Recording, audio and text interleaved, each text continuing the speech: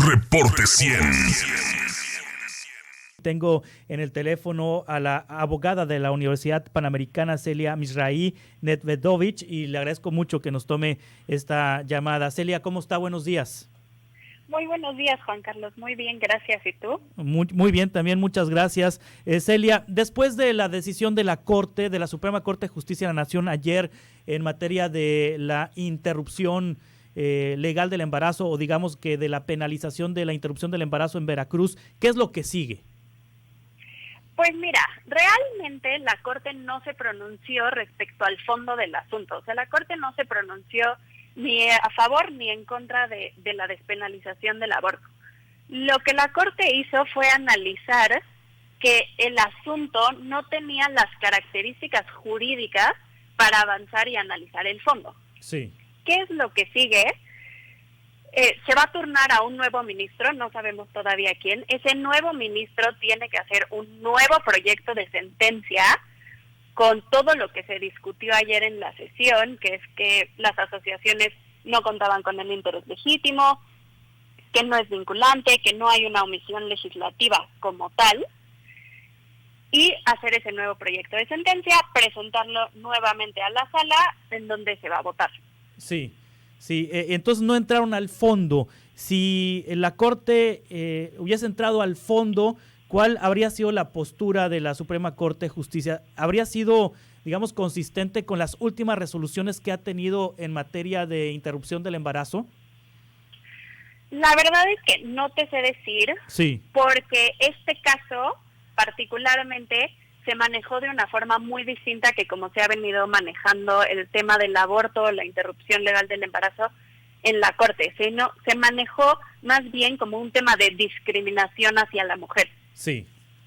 Que si nos vamos por técnica jurídica, no podemos acreditar que haya una discriminación hacia la mujer, porque para que se acredite la discriminación se tiene que anular o menoscabar algún derecho, y el aborto no está reconocido como un derecho en nuestra legislación. Sí, sí.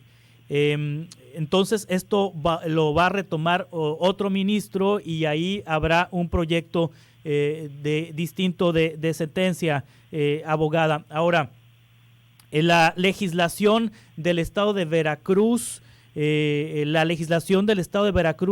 es discriminatoria de las mujeres. Digamos que es una legislación que va contra los derechos humanos de las mujeres. Pues mira, si me preguntas a mí, no va en contra de los derechos humanos de las mujeres. De hecho, es uno de los códigos penales más nobles en ese sentido. No hay pena de cárcel, es bastante noble, por así decirlo, a comparación de otros códigos penales. Lo que sí, la legislación estatal en su constitución estableció el derecho a la vida desde la concepción. Entonces, también si la Corte se hubiera metido al fondo, resolver en el sentido de otorgar el amparo iría contra la legislación estatal que hay hoy en día. Sí, o sea, hay una protección en la Constitución del Estado de Veracruz de la vida desde el momento de la concepción.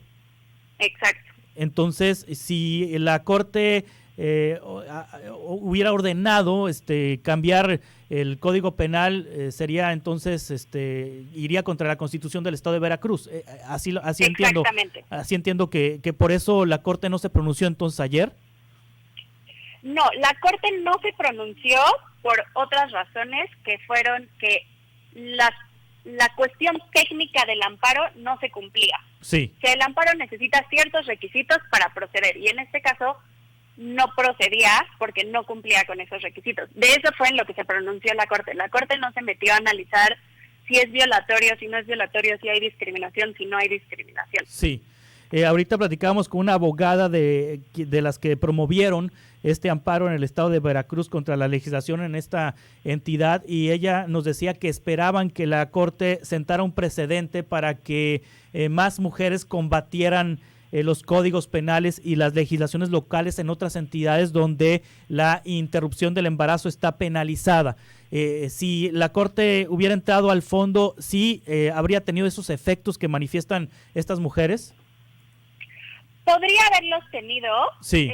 La cuestión es cómo lo hubieran planteado. En este caso, una omisión legislativa que no hubo tal, porque legislación hay, se derivó de una iniciativa que presentaron ciertos diputados al Congreso del Estado y que el mismo Congreso, bueno, las Comisiones Unidas que tuvieron el estudio, dictaminaron en sentido negativo esa iniciativa. O sea, ni siquiera fue una reforma como tal, fue una iniciativa.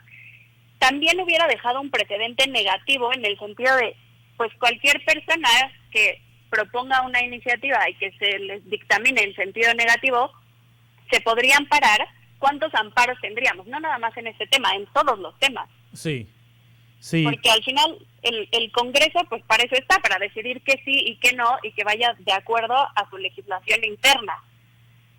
Sí, la abogada Jimena Ugarte, que nos compartía ahorita sus puntos de vista respecto a esta decisión de la Corte, dijo que no había ganado la vida.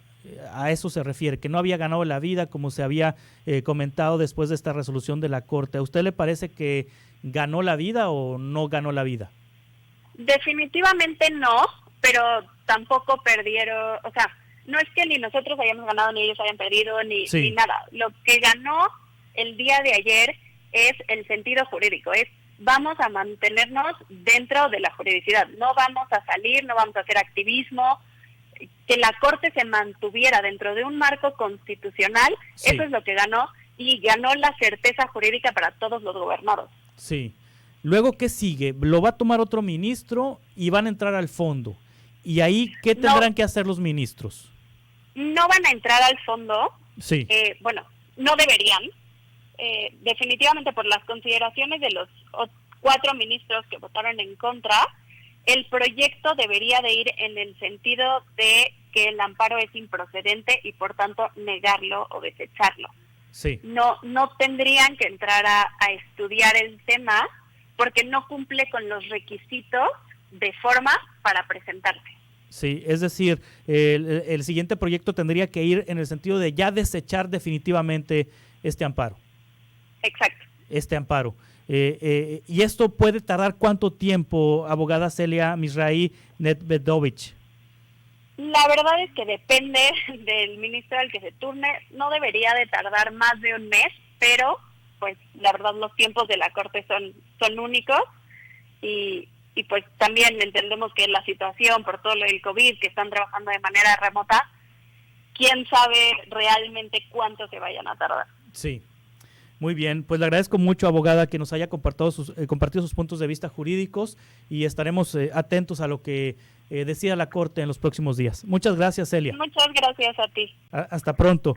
Es Celia Misraí Nedvedovich, abogada por la Universidad Panamericana, que forma parte de grupos Provida y que, bueno, criticaron este amparo por considerarlo improcedente.